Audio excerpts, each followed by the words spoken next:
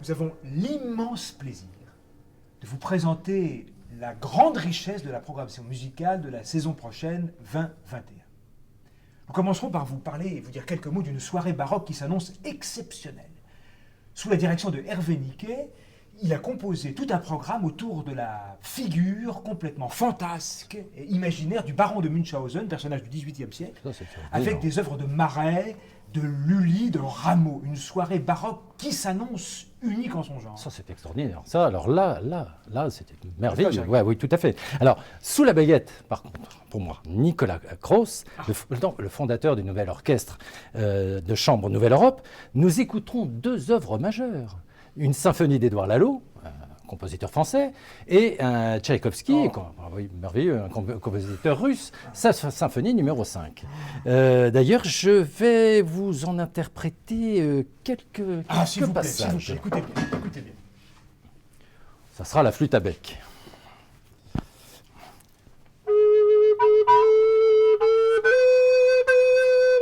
Eh bien, merci, cher Guillaume. On reconnaît toute l'âme de Tchaïkovski. L'immense cadeau qu'on se fait aussi cette année, c'est de savoir que dans notre programmation, il y a l'un des spectacles dont on parle le plus en France.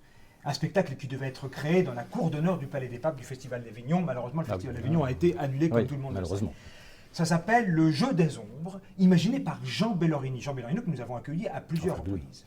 Jean a imaginé tout un spectacle autour de la figure d'Orphée, en passant commande à l'un des plus grands écrivains français, Valère Nevarina, d'écrire sur le personnage d'Orphée, et en y intégrant évidemment des extraits de l'œuvre de Monteverdi, Orfeo, qui est considéré par les spécialistes comme le premier opéra dans l'histoire de la musique. Donc un spectacle grandiose, majestueux, que nous avons vraiment la chance de savoir dans notre saison. Super. Je vous interprète juste quelques notes de l'ouverture de Monteverdi, s'il vous plaît.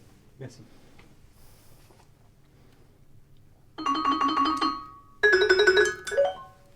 Magnifique, magnifique. Tout à fait dans un genre tout à fait différent, quoique nous aurons le plaisir d'accueillir une fois de plus Jérôme Correas. Jérôme Correas, qu'on n'a même plus besoin de présenter, qui viendra avec ses leçons de ténèbres, les leçons de ténèbres de François Couperin. Profondeur inouïe. Ah, tout à fait. Une pièce baroque majeure écrite pour la fête religieuse de la Semaine Sainte. Je vais me permettre de vous en interpréter quelques... s'il vous plaît. Merci.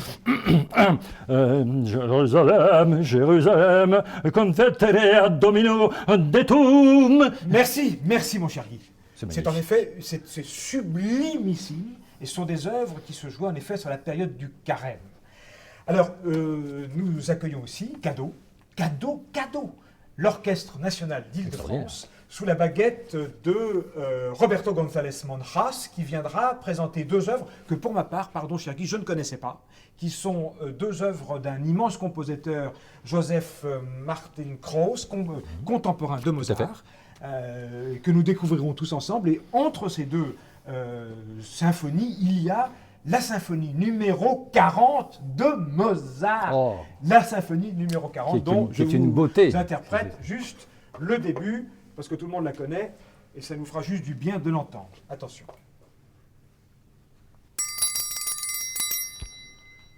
Merci mon cher Marc, quel plaisir de...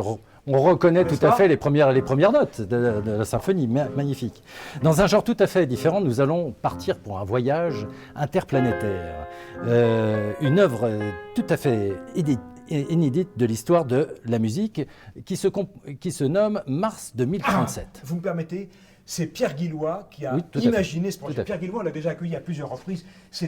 Il a eu le Molière du meilleur spectacle comique avec Bigre. Enfin, c'est un personnage plein de fantaisie. Il a écrit une comédie musicale futuriste avec Nicolas Duclos comme compositeur. Malheureusement, Nicolas Duclos est en train d'écrire sa musique et on ne peut rien vous faire entendre de la comédie musicale. Laissons-le. Mais ça va être, je pense, ça va être magnifique. Alors, après, nous accueillerons dans le cadre du Salon Merveilleux, le Salon du Livre Merveilleux, qui est présenté par la médiathèque de Châtenay-Malabry, un ciné-concert dont j'ai entendu le plus grand bien, que je n'ai pas vu à titre personnel, qui s'appelle Les Carnets de Cerises, à partir de la bande dessinée jeunesse ultra connue, Aurélie Nérette et Joris Jeanblin, une soirée qui s'annonce là aussi magnifique.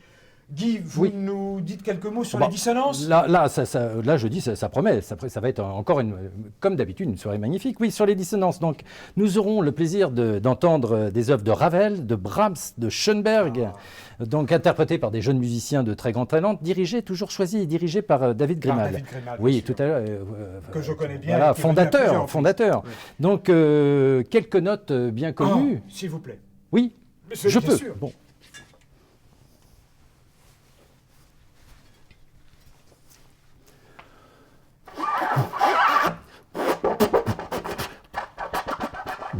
Merci, cher Guy.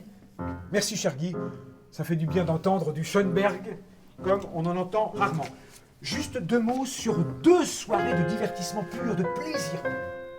La première, ce sont les sapeurs-pompiers qui viendront présenter, sous la baguette de Vladimir Kosma lui-même, quelques morceaux de musique qu'il a composés pour des grands films, Rabbi Jacob, Le Grand Blond avec une chaussure noire. Et formidable. le compositeur sera là dans la salle de la piscine, lui-même, à baguette à la main pour diriger les œuvres qu'il a composées, que nous connaissons tous, que nous Extraordinaire. aimons tous. Et puis deuxième soirée de divertissement, dans le cadre du festival d'Aulnay, Lumière sur Broadway, un grand show pétillant, Mary Poppins, entre autres, qui a d'autres, West Side Story, du play.